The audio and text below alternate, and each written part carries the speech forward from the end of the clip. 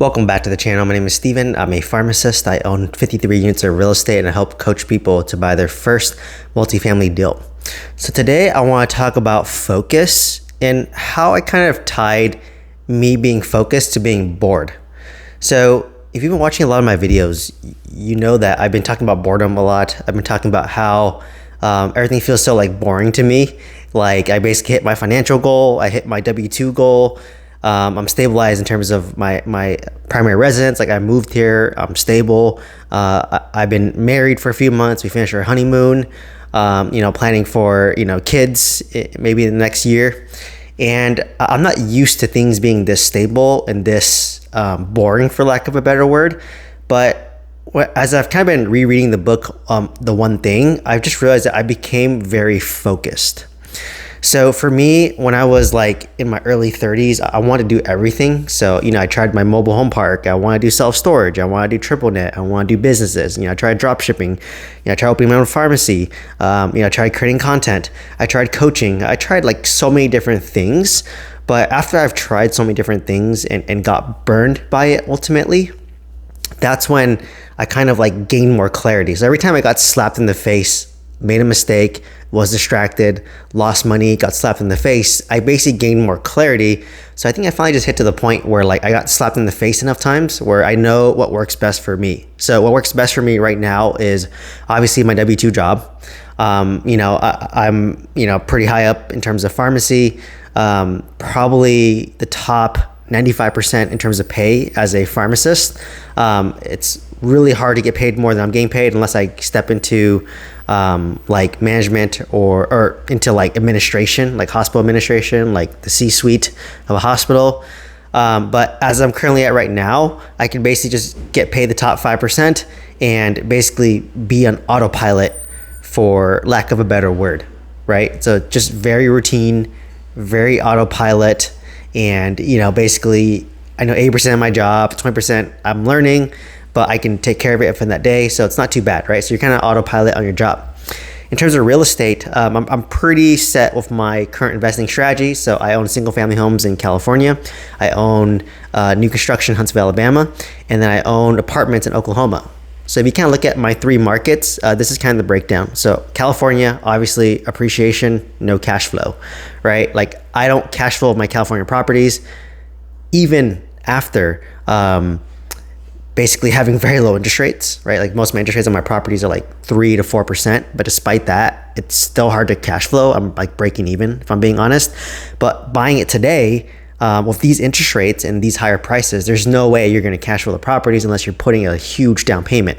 So for me, I can't really imagine myself scaling in California, especially the big cities like the Bay Area, the LA. If I go to a cheaper area like Bakersfield, Fresno, Riverside, Temecula, these Inland Empire, maybe I can get something there. But as it looks right now, I'm probably not going to buy anything in California outside of my primary residence here, unless my money and income increase so significantly that I can put that large down payment. Because obviously California, great appreciation, but not much cash flow. You can get a $1 million home that rents for $4,000, which isn't that great, right? Then I have Huntsville, Alabama, which I bought. I have one unit currently. I'm under contract for my second unit. And this is where I'm trying to do my new construction BRRRR strategy, where I'm offering all cash for a new build to builders like Lennar, to builders like D.R. Horton. And I'm basically getting a 10 to 15% discount. And at the end of the year sale or end of the quarter sale, they give a 5% discount. So total, I'm getting a 20% discount. And if I'm able to do a 80% cash out refinance at the appraised value after some seasoning, I can pull out all my money. Or if I'm doing a 75% cash out refinance, I'll leave a little bit of money in the deal. That's okay, right? So conceptually, I'm trying to buy these new construction, all cash, get it rented out, do a cash out refinance with a debt service coverage ratio lender like Convoy, like Velocity, like Corvest, to name a few, and then pull out my money, leave a little bit in the deal, maybe $15,000 each time. And then this property kind of breaks even, despite me having very little money in the deal, right? So I'm ultimately only putting in maybe 5 to 8% down. And this is how I scale, this is how I leverage. And what's nice about Huntsville, Alabama is that it's a combination of appreciation and cash flow. So I can get a house for let's say $250 and it rents for $2,100, right? So you're very close to the 1% rule. if you go by that math. So that's why I'm targeting a lot in Huntsville, Alabama right now, because you get a little bit of appreciation, a little bit of cash flow, right? So it's kind of a hybrid market. And obviously my apartment's in Oklahoma. So Oklahoma is purely a cash flow market. So that's why I buy apartments in Oklahoma, because I want to basically buy it right, fix it up, increase my rents, minimize my expenses, increase my NOI. And then this market is an 8 to 10 cap market, which means it's more cash flow, so that I get more cash flow. So it's a very well diversified portfolio. So obviously I have a lot in California, which is all appreciation. I have a lot in Oklahoma, which is all cash flow. Now I'm trying to buy more in Huntsville, which is a cash flow and appreciation, to have a very balanced portfolio, right? That's kind of my goal. Like, I wouldn't buy single family in Oklahoma because, you know, you get cash flow, but barely any appreciation, if I'm being honest. But Huntsville, you get some appreciation and you get cash flow, right? So it's kind of the middle. So, you know, going to my example in California, $1 million home rents for $4,000 versus in Huntsville, a $250,000 home rents for $2,100 or $2,000. So I can get two of them. I'm all in for $500,000. That's $4,000, which is half of what you pay in California, right? But appreciation in California is massive. It's insane. So, like, you know, for me, anytime I deviated from one of these three models, I got slapped in the face. So like when I went to mobile home park, I lost money. I was thinking about doing self-storage. Thank God I didn't, because I probably would have lost money. I thought about doing triple net leases. Thank God I didn't, because I would have lost money. I tried, thank God I didn't do a short-term rental. I would probably lose money, right? So these three markets, California, single family homes for appreciation, Huntsville, Alabama, new builds for cash flow and appreciation, in Oklahoma City, apartments for cash flow. So that's all I'm gonna do, right? So I'm laser focused on that, right? So as you can see, my W-2, laser focused. If I just stay in my lane as a pharmacy manager, director, I'm already at the top 5% in terms of income. Just autopilot, rinse and repeat. For real estate, as long as I stay in one of those three lanes I described and only buy in those areas, that's all I need, right? Like, and right now I'm targeting Huntsville, Alabama, and trying to buy more of that.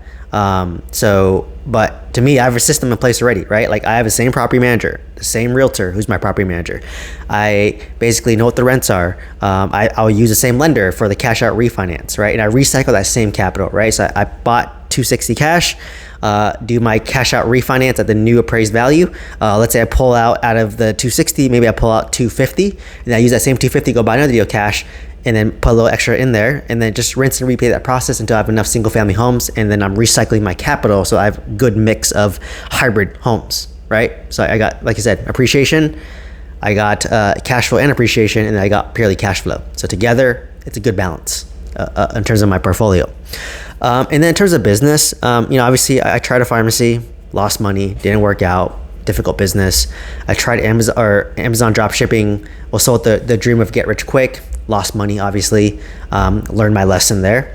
And then now I just have so much clarity as it comes to, like, you know, basically just doing YouTube, coaching, mentorship, school community, basically things that are like service-based industries that have no overhead costs, right? I don't have to pay for employees. I don't have to pay for rent. I don't have to pay for things. I just record on my phone, and I do coaching on my laptop, right? Just very simple, low overhead, low stress, high profit margin. I'm not making much from it, but I'm not losing any money either, right? So it's just a matter of time and patience.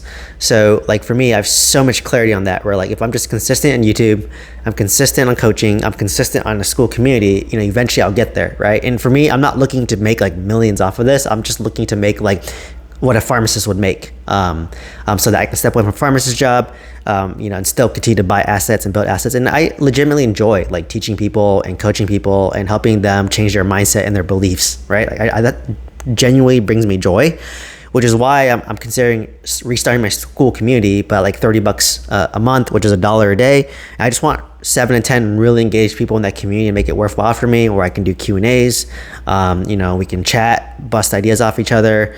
And then, you know, obviously, you know, if it gets that big, I don't mind doing something in person, where we can meet up and then just like hang out, you know. So it'd be pretty cool, right, to do that and have that option, but we'll see where it goes. Don't have much expectations from that, but basically I'm just laser focused in terms of business. Like, I don't want to do some like shiny object syndrome business that doesn't make sense for me, but outside of like just consulting, coaching, and like YouTube, which is like high leverage, and then, you know, doesn't make me much right now, but the potential can be high over time, right? So it's just having that patience. So because I'm so laser focused in like all these aspects of my life, so my W-2, I'm laser focused. My real estate, I'm laser focused, and then my business, I'm laser focused. That I'm bored, for lack of a better word, because I basically built a system, I built a machine, and I just need to let it do its thing, right? Like you let it compound, you let it grow over time, and then you blink, and then all of a sudden you'll achieve your goals and without much effort, right? And then now, because my job, my real estate, my business is on autopilot, I'm able to focus on my health, right? Where I'm in probably the best shape I've been in my 30s. Not quite where I was in my 20s when I was like powerlifting, like bench, deadlift, squat, but like I realized that I cannot do that anymore in my 30s because it's more injury prone. So I'm in the best shape I've been in my 30s. And then obviously now I'm basically like trying to like live life. Like if I want to try a restaurant, try it. If I want to, go do something, go to a concert, go to an event, do whatever, I just do it now. Like I don't even think about the price, right? I just do it, take action, have fun. And then this is also a telltale sign, and a lot you've been saying is like, well, probably kids in the future. So like, I think I literally exhausted everything that I've done, that I'm probably right at the moment ready for kids. Like the only thing I wish I would have done more is like travel more.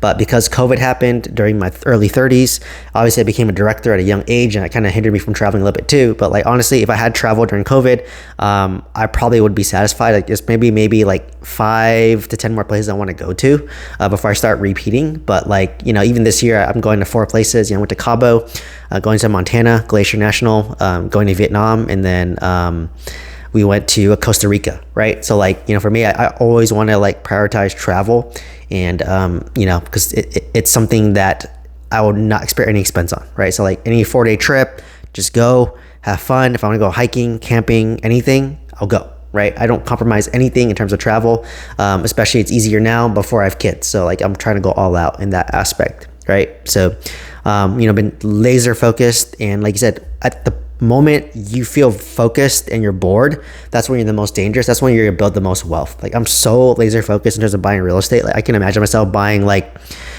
4 to 5 of these new construction burrs like a year, assuming it works as I intend it to do. So like I'll know, right? Like I close in about 2 weeks, and I'm gonna engage a lender, Convoy probably, and then do the cash out refinance and see where I'm at, right? And if I don't leave any money in the deal, then I just keep on rinsing and repeating this process over and over and over again, assuming I get my rents, right? So I think the limiting step is, what rents can my property manager get me? And then if she can get me rents, then and rent it out, then I can basically do my cash out refinance and execute my exit strategy.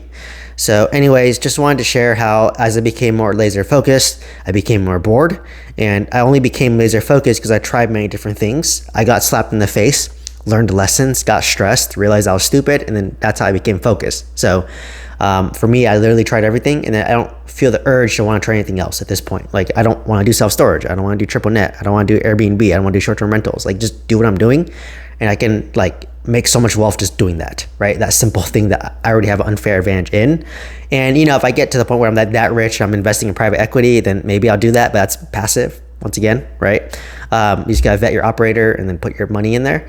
That's what a lot of like athletes do. But then like if it's investing for myself, I just do index funds like Vanguard, super boring, automate it. Every single month, 401k, set it, forget it, automate it, super easy. So like, you're just trying to build systems so that you can focus on what you really want to do. So anyways, hopefully you found value from this video. If you want one-on-one coaching, click on my link tree down below. From there, you can send me an email. You can see a link to my courses, my coaching.